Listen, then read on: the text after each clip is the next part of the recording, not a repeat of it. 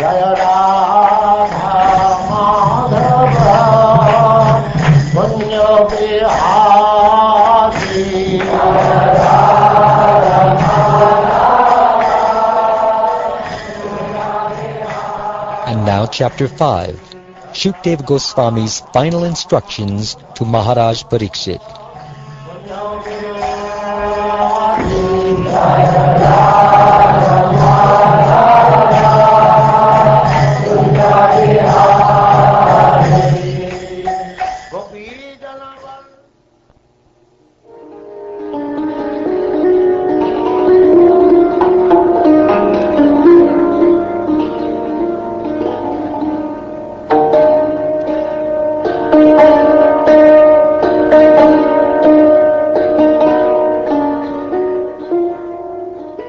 Sukadeva Goswami said, "This Srimad Bhagavatam has elaborately described in various narrations the Supreme Soul of all that be, the personality of Godhead, Hari, from whose satisfaction Brahma is born, and from whose anger Rudra takes birth.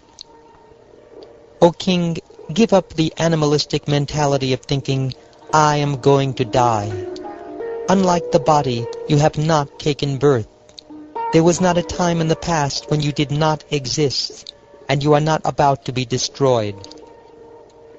You will not take birth again in the form of your sons and grandsons, like a sprout taking birth from a seed and then generating a new seed.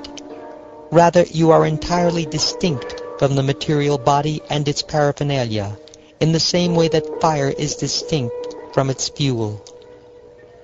In a dream, one can see his own head being cut off, and thus understand that his actual self is standing apart from the dream experience. Similarly, while awake, one can see that his body is a product of the 5 material elements. Therefore, it is to be understood that the actual self, the soul, is distinct from the body it observes, and is unborn and immortal.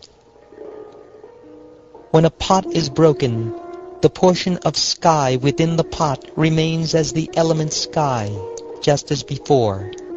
In the same way, when the gross and subtle bodies die, the living entity within resumes his spiritual identity. The material bodies, qualities, and activities of the spirit soul are created by the material mind. That mind is itself created by the illusory potency of the Supreme Lord, and thus the soul assumes material existence. A lamp functions as such only by the combination of its fuel, vessel, wick, and fire.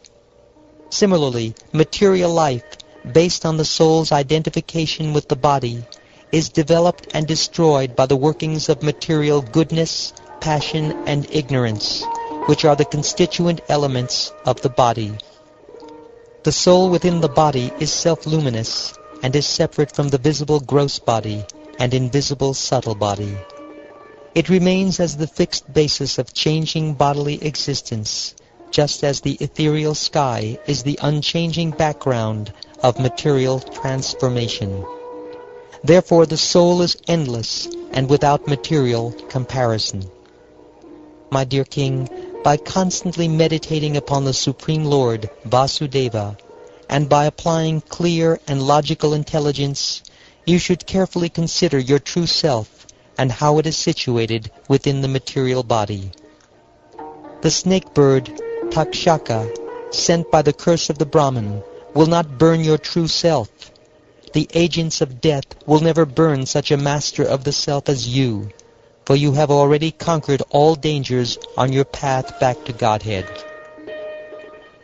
You should consider, I am non-different from the Absolute Truth, the Supreme Abode, and that Absolute Truth, the Supreme Destination, is non-different from me. Thus resigning yourself to the Supreme Soul, who is free from all material misidentifications, you will not even notice the snake bird Takshaka when he approaches with his poison-filled fangs and bites your foot. Nor will you see your dying body or the material world around you, because you will have realized yourself to be separate from them. Beloved King Pariksit, I have narrated to you the topics you originally inquired about, the pastimes of Lord Hari, the Supreme Soul of the universe. Now what more do you wish to hear?